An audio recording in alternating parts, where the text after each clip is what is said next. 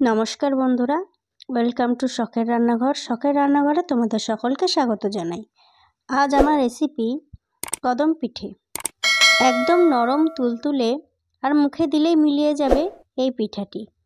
তাহলে দেখে নেওয়া যাক আজ আমার কদম পিঠে রেসিপিটি। সবার প্রথমে আমি 200 গ্রাম বাসমতি চাল নিয়ে নিয়েছি। এবার আমি চালটা 2-3 বার ভালো করে ধুয়ে নেব। চালগুলো ধোয়ার সময় কিন্তু এরকম হালকা হাতেই ধুতে হবে। চালগুলো কিন্তু বেশি প্রেস করে ধোয়া যাবে না, তাহলে কিন্তু চালগুলো ভেঙে যেতে পারে। চালগুলো আমি ভালো করে ধুয়ে নিয়েছি। এবার একটা ছাঁকনির উপরে চালগুলো আমি জল ঝরতে রেখে দেব। চালগুলো কিন্তু আমি প্রায় 10 মিনিট মতন রেখে দিয়েছিলাম। এবার একটা প্লেটের উপরে চালগুলো ছড়িয়ে রাখবো, যাতে চালের জলগুলো ভালোভাবে শুকিয়ে যায়। এবার আমি ওভেনে একটা ফ্রাই প্যান বসিয়ে দেব, আর তাতে দিয়ে দেব 2 কাপ নারকেল কোড়া। এবার আমি 1 কাপ পাটালি গুড় নিয়ে নেব, আর এই গুড়টা কিন্তু আমি কুচি করে নিয়েছি ছুরির সাহায্যে। এবার নারকেল আর গুড়টা আমি ভালো করে মিশিয়ে নেব। তো গুড়টা কিন্তু অনেকটাই গলে গেছে।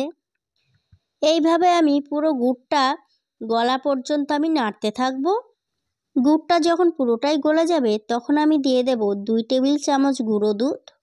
আর গুঁড়ো দুধটা দেওয়ার পরে আমি কিন্তু ভালো করে মিশিয়ে নেব। আর এই গুঁড়ো দুধটা কিন্তু অপশনাল, তোমরা চাইলে দিতেও পারো, আবার নাও দিতে পারো। যদি দিয়ে থাকো তাহলে কিন্তু পুরটা খুবই টেস্টি হয়। আর চাইলে কিন্তু তোমরা লিকুইড দুধও দিতে পারো। তো আমি কিন্তু গুঁড়ো দুধটা ভালো করে মিশিয়ে নিয়েছি। এবার কিন্তু আমি পুরটাও শুকিয়ে নেব। তো পুরটা কিন্তু রেডি হয়ে গেছে। এবার আমি পুরটা সাইড করে রেখে দেব। এবার ওভেনে একটা কড়াই বসিয়ে দেব, আর কড়ার উপরে এরকম একটা ছাঁকনি রাখবো। ওই ছাঁকনির উপরে আমি দিয়ে দেব 1 কাপ চালের গুঁড়ো। এবার ওই চালের গুঁড়োটা আমি ভালো করে চেলে নেব। তো চালের গুঁড়োটা কিন্তু আমার চেলে নেওয়া হয়ে গেছে। এবার ওই চালের গুঁড়োর মধ্যে দিয়ে দেব স্বাদ মতো নুন, আর দিয়ে দেব 2 কাপ জল।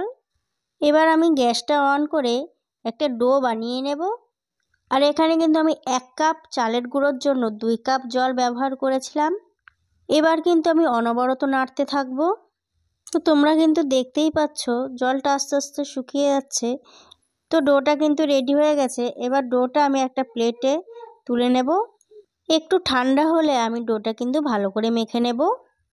ডোটা কিন্তু ঠান্ডা হয়ে গেছে। এবার আমি একটু ঘি লাগিয়ে ভালো করে মেখে নেব। দেখতেই পাচ্ছ তোমরা ডোটা আমি ভালো করে মেখে নিয়েছি।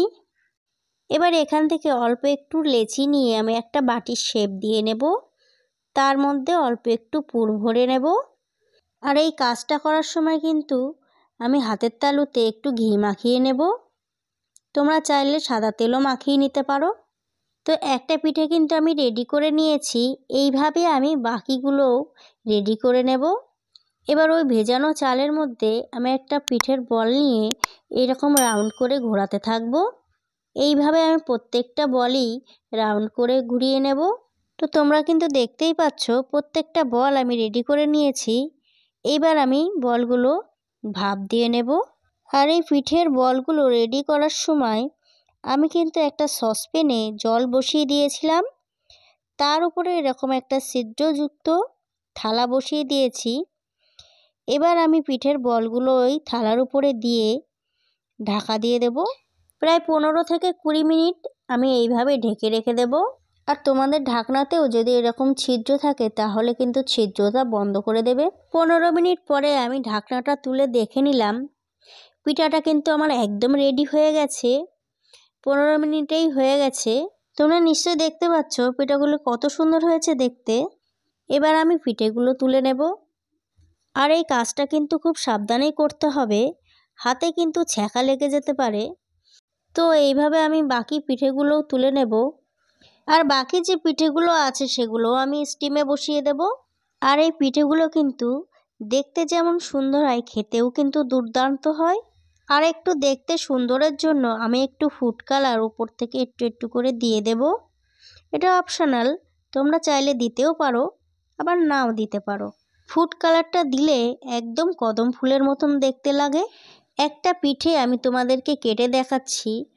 দেখো তোমরা কত সুন্দর নরম তুলতুলে মুখে দিলেই মিলিয়ে যাবে এই পিঠাটি, আর পুরে ঠাসা। এই পিঠাটা কিন্তু খেতে দুর্দান্ত লাগে। তোমরা কিন্তু বাড়িতে অবশ্যই একবার হলেও ট্রাই করবে, আর অবশ্যই কিন্তু আমাকে কমেন্ট করে জানাবে। আর রেসিপিটা ভালো লেগে থাকলে একটা লাইক করে দেবে। আর তুমি যদি আমার চ্যানেলে নতুন হয়ে থাকো তাহলে চ্যানেলটিকে সাবস্ক্রাইব করে পাশে থাকা বেল আইকনটিতে ক্লিক করে রাখবে। এতে আমি যখনই ভিডিও ছাড়বো সবার আগে পৌঁছে যাবে তোমার কাছে। তাহলে আজকের মতন এই পর্যন্ত, দেখা হচ্ছে অন্য কোনো রেসিপি নিয়ে। সবাই ভালো থাকবে, সুস্থ থাকবে।